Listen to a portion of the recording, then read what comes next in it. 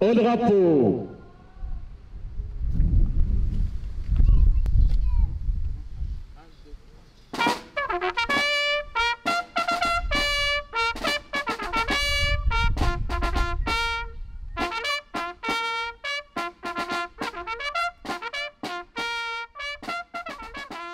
La guerre a eu lieu, si tragique et terrifiante, rien ne fut plus comme avant.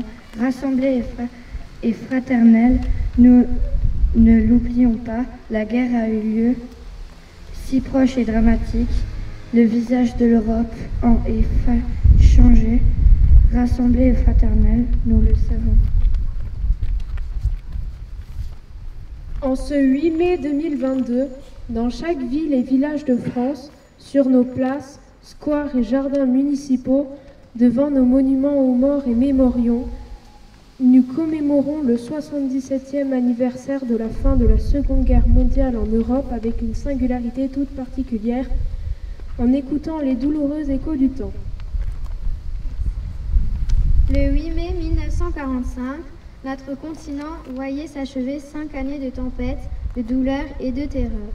Ivresse de la victoire, mais détresse face à l'immense sacrifice consenti. Dans cette joie bouleversée, les embrassades n'ont fait oublier qu'un temps, les villes ruinées, les campagnes exsangues, les proches disparus, les restrictions. L'humanité a payé le plus lourd tribut de son histoire. Elle a vu la barbarie nazie franchir le seuil de l'inhumanité et de l'indicible. Elle a découvert, stupéfaite et horrifiée, qu'elle pouvait s'anéantir elle-même. Chaque année, avec fidélité, avec reconnaissance, la nation porte son regard et son affection en direction de celles et ceux qui sont morts pour elle, vers celles et ceux qui ont combattu avec abnégation et qui ont contribué à abattre le fléau nazi. Nous nous souvenons du combat acharné des armées françaises et des armées alliées sur tous les fronts, des Français libres qui n'ont jamais cessé la lutte, du courage, des résistants de l'intérieur, de chaque Français et Française qui a refusé l'abaissement de cette armée des Lumières dans l'obscurité. Dans les pas du général de Gaulle, ils ont permis à la France de rester la France. Pour notre pays, ce combat prit de nombreux visages et la victoire mille chemins. Elle exigea tant de courage, de larmes et de deuil, de sacrifices. Il y a 80 ans, en 1942, la phalange héroïque des Français de Birkheim tint tête aux divisions italiennes et allemandes. Dans un océan de sable, ils ont résisté à tous les assauts. Ils incarnent aujourd'hui encore l'orgueil de notre pays et font vibrer le cœur des peuples libres. Nous nous souvenons aussi du raid mené sur le port de Dieppe, du sacrifice des soldats canadiens, britanniques et américains qui ont ouvert la voie de la libération de la France. Nous entendons encore les cris et les pleurs des rafles du terrible mois de juillet 1942, ceux des victimes, femmes, hommes et enfants, de l'ignominie et de la folie criminelle. Nous qui savons la fragilité de la paix, le passé nous instruit, les morts nous instruisent. La mémoire est un héritage autant qu'elle est une leçon. D'abord, l'unité de la France, qui n'est jamais aussi forte que lorsqu'elle est rassemblée et solidaire, que lorsqu'elle se soustrait à la fureur des dissensions et des divisions, que lorsqu'elle regroupe le meilleur d'elle-même pour construire les ambitions du Conseil national de la résistance.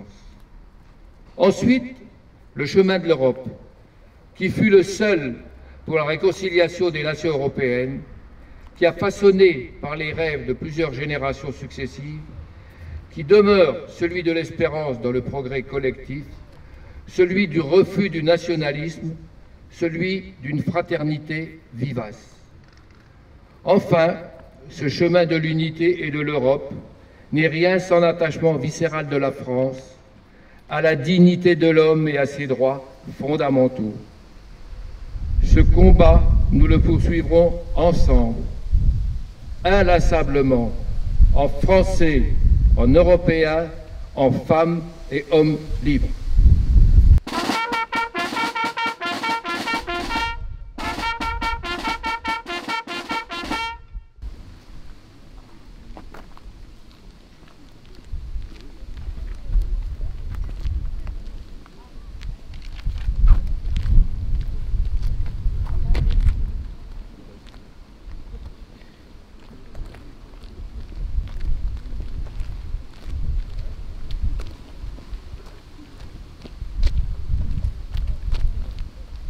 M. Marion, la classe.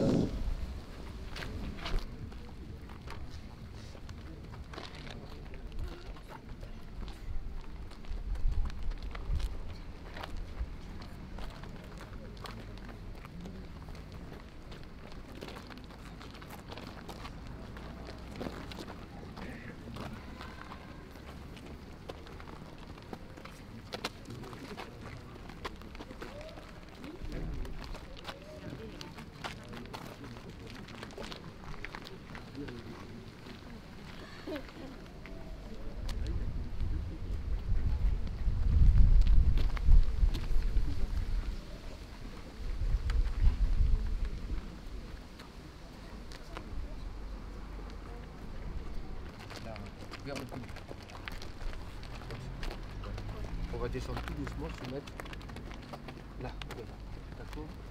On descend ça. Voilà. Maintenant.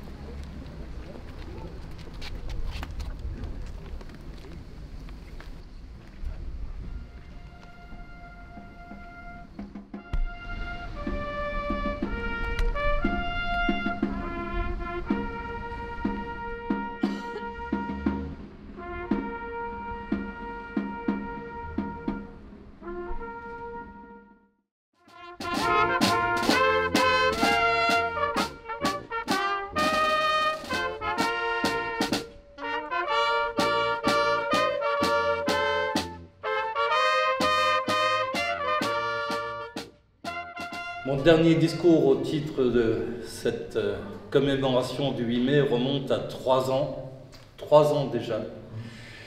Et c'est vous dire que je suis très heureux de pouvoir célébrer avec vous l'armistice de cette guerre bactériologique qui nous a tenus si éloignés les uns des autres pendant une si longue période.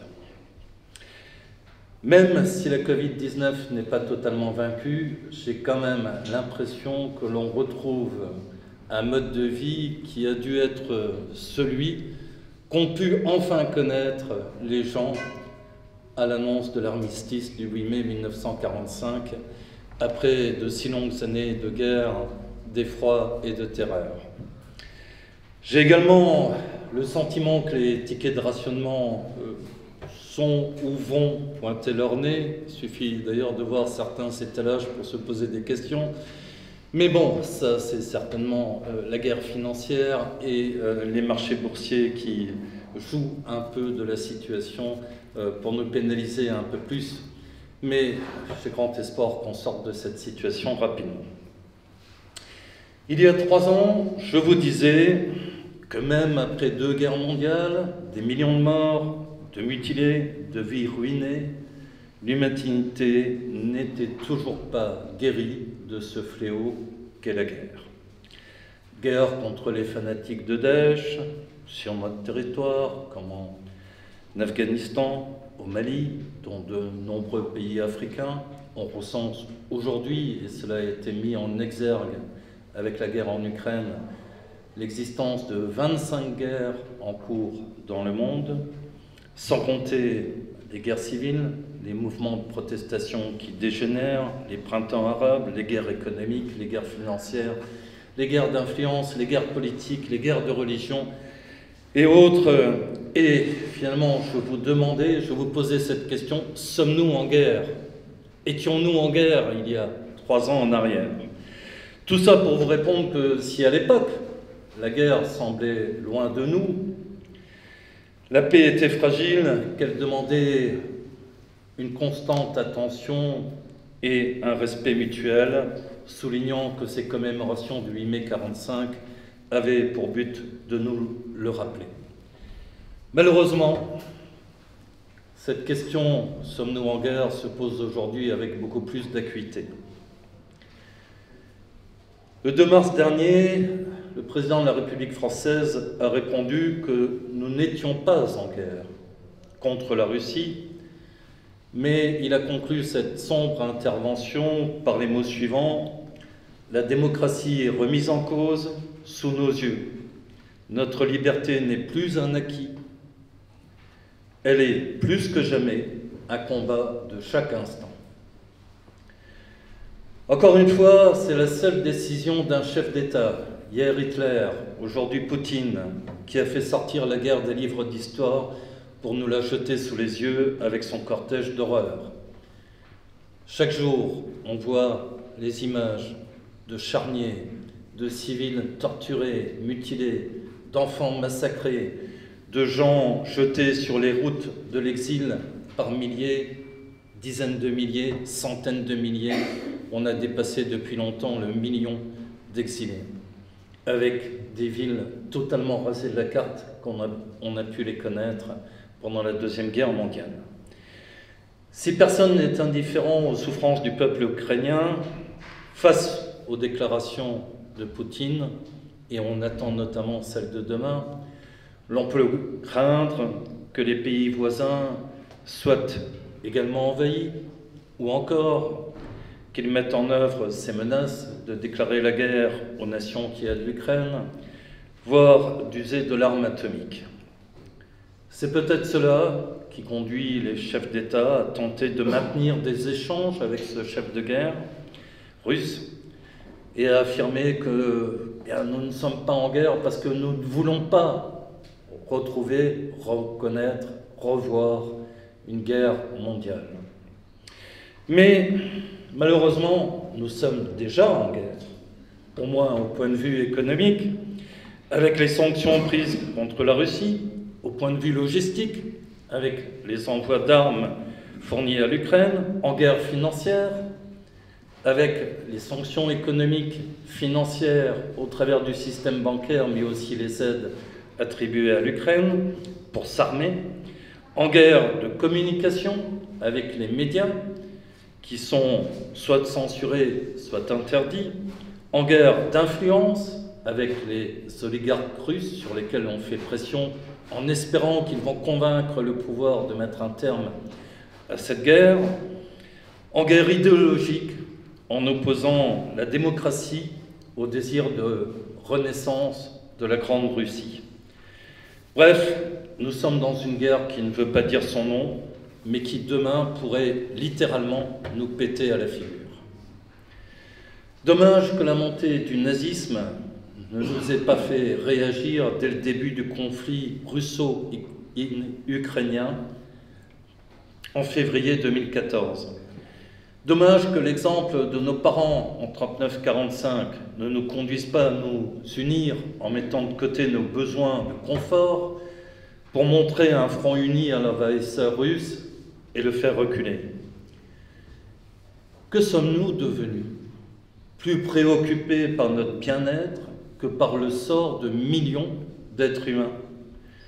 Ne valent-ils pas quelques degrés de chauffage en moins? Sommes-nous tombés dans une bulle, focalisés par notre confort, incapables de comprendre ce qui se passe, de nous révolter contre les souffrances infligées à nos voisins, incapables de nous lever pour taper du poing sur la table et dire que maintenant ça suffit? La guerre est à notre porte et nous devisons sur les élections, sur la réforme des retraites. Quand il y a un sondage qui est réalisé, la première question que se posent les gens, c'est quel va être mon pouvoir d'achat? Peuple de France, souviens-toi que c'est lorsque le Troisième Reich a envahi la Pologne que la guerre mondiale, la Deuxième Guerre mondiale, a été déclarée. Heureusement, me direz-vous, les négociations restent dans leur teneur secrète. Elle continue. Et tant qu'un dialogue est maintenu, un espoir de paix subsiste. Poutine n'a pas un discours comparable à celui d'Hitler, et même s'il tente de justifier ce qu'il qualifie d'opération spéciale en Ukraine par le combat contre des nazis, alors que tout le monde sait que Volodymyr Zelensky est juif et que sa famille a payé un lourd tribut à la Shoah, il faut continuer à soutenir les actions en faveur de la paix et rester mobilisé, attentif et exigeant. Cette commémoration du 8 mai, elle porte toujours un message d'espoir pour l'humanité, à condition que nous nous souvenions que ce sont, à une époque qui était celle de la guerre mondiale, des gens qui ont souffert, mais qui ont trouvé le courage de se lever, de continuer à se battre, de rester mobilisés et de sortir d'une situation qui, pour nombre d'entre nous, à l'époque, paraissait irrémédiablement compromise. C'est l'union des êtres humains qui a permis de vaincre le nazisme, pas l'union des moyens ou d'autres aspects matériels.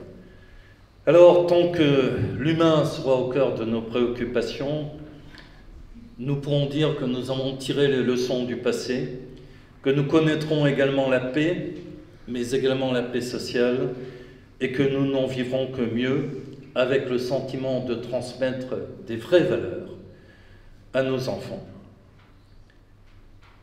N'oublions jamais, pour ne jamais avoir à revivre. Vive la paix, vive Amnéville, vive la France. Merci de votre attention.